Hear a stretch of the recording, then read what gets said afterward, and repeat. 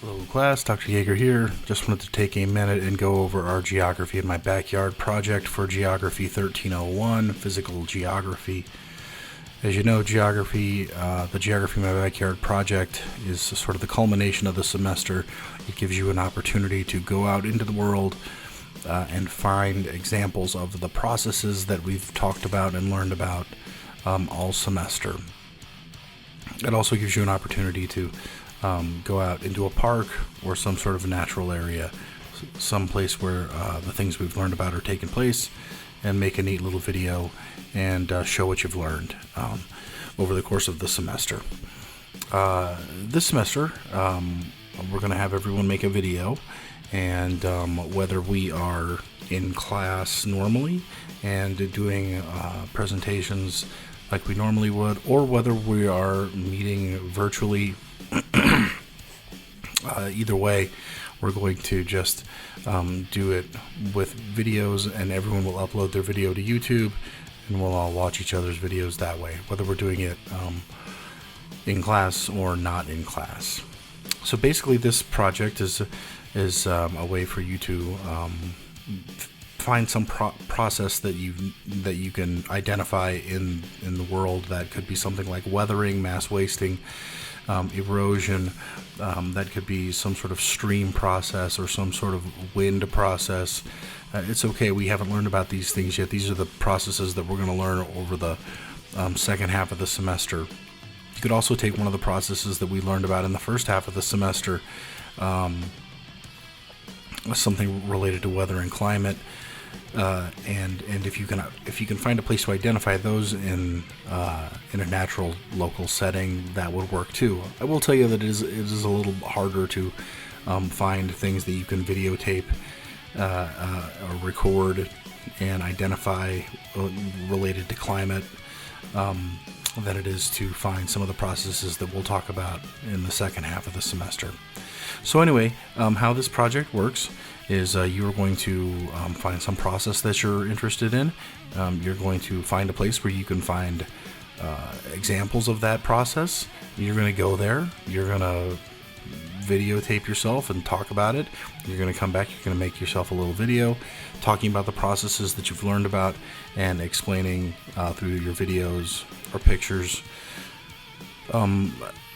how those processes are taking place at Government Canyon or O.P. Schnabel or Eisenhower Park or Frederick Wilderness Park or Enchanted Rock or any of the many places around here we have to choose from. When you think you know what you want to do with this project, you have a place in mind. You'll probably have a place in mind before you have a process in mind, and that's okay. Ultimately, you'll want to have a process in mind. Maybe that comes from going to the place you want to do your project on and sort of walking around and seeing what you can find, or doing some other types of research. Ultimately, you're gonna need to sign up. For obvious reasons, everyone is going to do a different place. We can't have 25 videos of people going out to Government Canyon and videotaping the same thing. That would get really, really repetitive. So everyone needs to sign up for a different place. When you're ready to sign up with your process in your place, here in the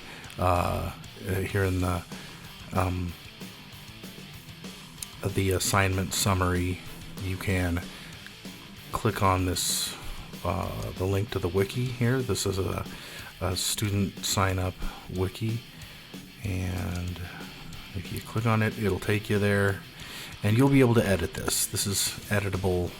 Students can edit this. So you'll just need to click that you want to edit it, and here's what you'll do. You will do exactly this. You will type in your name. You will type in your location. So I'm going to type in a location that probably no one is going to be interested in, because I don't want to take anyone's location. However, if you were interested in driving up to Llano to visit the Lawnite Dike, it's a really cool thing. And then finally, if you know your process, you will type in your process. If you don't know your process yet, that's okay. You'll want to figure out your process before obviously before you go to do your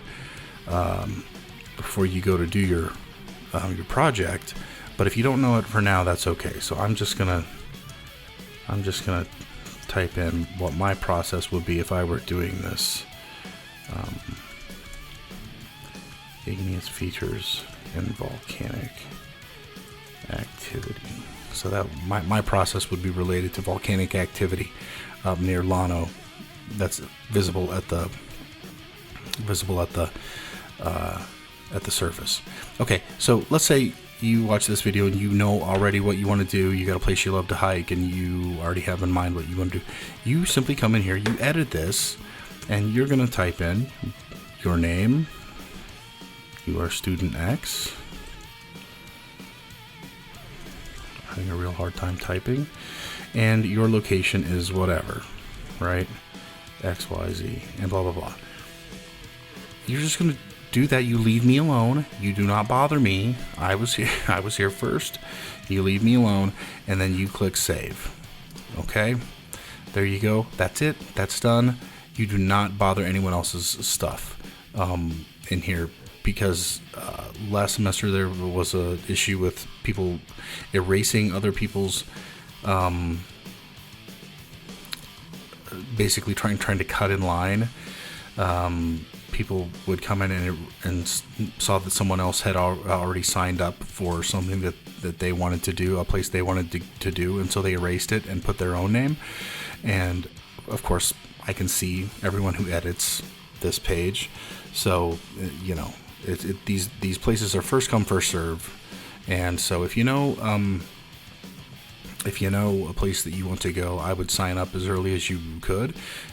For example, if you really love Enchanted Rock and you want to make sure you get to go there because you go there, you know, once a month and you really like the place, then I would sign up for it.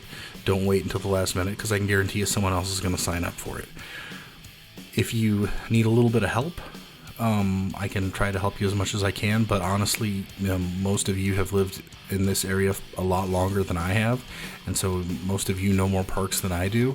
I've got a couple of parks that I go to on a pretty regular basis, but you know, any place that has trails and dry creek beds and things like that are probably going to have more than what you need, more than enough of what you need to get you through this project. Okay, so let's see here. So basically what you're going to do on this project is you are going to, where is my, let's see here.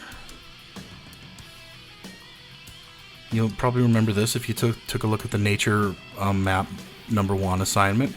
This is the example of the nature map that I made for my daughter when we just went out and took that walk down at Olmos Park. You're essentially going to do this, except you're going to videotape it. You're going to go to a place, you're going to walk around, you're going to make waypoints, but instead of just making waypoints as pictures, you're going to stop and tell us about the processes that are going on at each one of those places. You're actually going to have to make a map just like this for your project, which you're going to turn into me. So for those of you who didn't do the Nature Map 1 assignment as practice, you should do the Nature Map 2 assignment as practice. It's available to you now and due in a few weeks. So you should definitely do it, just so you have some practice working with a GPS, working with making a map and understanding how to export a KML file and little things like that. It's not very difficult at all, but you may as well get some practice since you're going to have to do it for your Geography in My Backyard project. It's one of the 2 deliverables. You're going to have to upload a video that you made, and you're going to have to upload a map basically like this, okay? So really, that's all there is to this project. It's not a terribly complex process or anything like that. It's not anything that's requires any research. You just need to be able to go out and find some of the processes that we talk about, and I'm not joking when I say you literally drive by 100 of these processes every day. When you're walking around, even on campus, you are walking by these processes. So it's just a matter of taking the time to recognize these things when you see them. So a couple of years ago, right? I think I'd only been out here about a month or two. I took my kids out to a place called Garner State Park, and I made a little geography in my backyard presentation for those kids. For the kids in my not my kids, they were there, but the kids that were in the students that were in my 1301 class that semester. And so I just sort of went through, I noted a bunch of different processes that I saw. I took pictures of it. And so I've got that on YouTube. I'm not going to play the video in this video, but I'll give you the link. And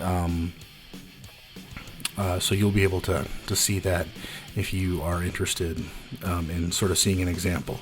I will let you know that my video ended up being 8 minutes long. Yours only needs to be 5 minutes long. So, keep that in mind. Mine was 8 minutes long just because there were so many processes out there that I was seeing. I will let you know, though, that because this example is here and it basically shows you exactly what to do, I'm going to take this place, this Garner State Park, off the table, because all you would have to do is just copy what I did, and that's not fair to anyone. Plus, Garner State Park is probably a good 2.5 hours away from here, so it's kind of far. I don't think most students would want to drive that far to do this project.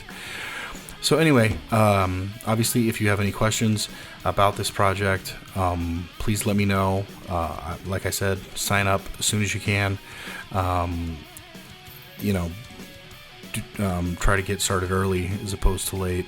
Sort of the basic things that are common sense for most of these projects. Obviously, I'm here to help any way I can. And if you have any questions, like I said, please let me know.